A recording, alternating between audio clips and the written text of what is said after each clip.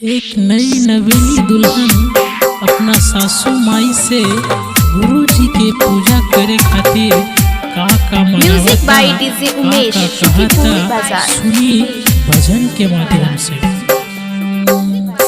अपने अंगनवा में करब शिव के चर्चा है माई, करब शिव के चर्चा है, मंगाई दाना पाना प्रसाद, मंगाई दाना पाना प्रसाद।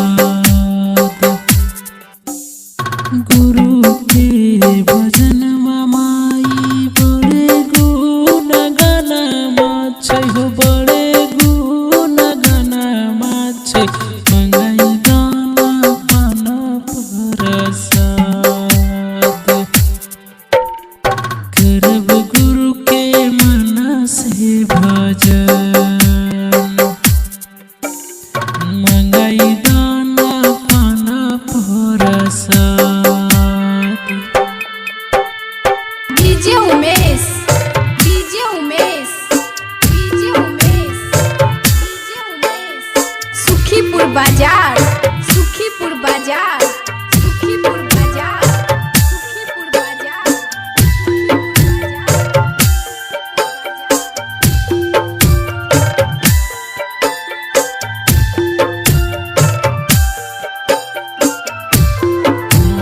शिव के चर्चा में बेसी नहीं खे खर्चा है माई, बेसी नहीं खे खर्चा है, करब मिली जुली हम भजन,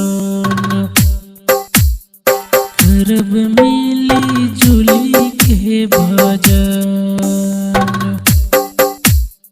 मंगाई दाना पाना प्रसाद। बेल के पतैया पे लिखब मन के बतिया है माई, लिखब मन के बतिया है, मंगाई दाना पाना प्रसाद,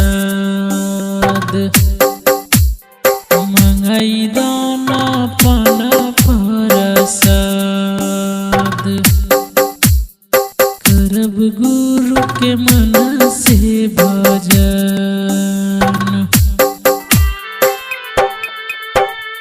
डीजे उमेश, डीजे उमेश, सुखीपुर बाजार, सुखीपुर बाजार, सुखीपुर बाजार, सुखीपुर बाजार।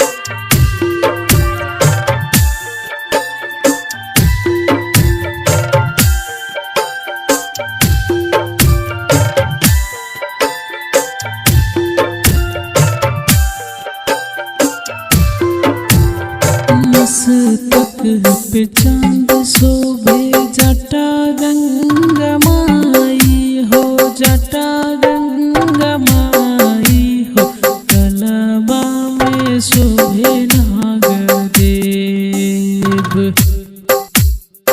गलबा में शोभे नागदेव, गलबा में शोभे नागदेव। अपने अंगनवा में करब शिव के चर्चा है माई, करब शिव के चर्चा है, मंगाई दाना पाना प्रसाद, मंगाई दाना पाना प्रसाद। करब गुरु के मन से भजन।